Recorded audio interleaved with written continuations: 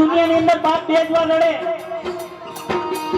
આ દુનિયાની અંદર બાપ બે જ વાર રડે.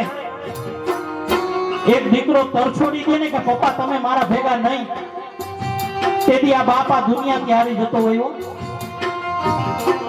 અને બીજી વાર દીકરી સાસરે જતી હોય ને, એને વરાવાના ટાણા આવી ગયા હોય ને, તેથી બાપ આમ ઊંચું ઉપેડીને ન જોઈ શકતો મારા બાપ. કારણ કે એની દીકરીની વિદાય ન કરતો પણ પોતાના કાળજા કેળા કટકાની વિદાય કરતો હોય.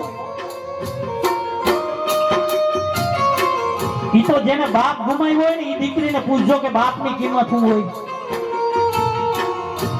દીકરીને પિયર જવાનું મન ન થાય બાપ ન હોય ને એટલે.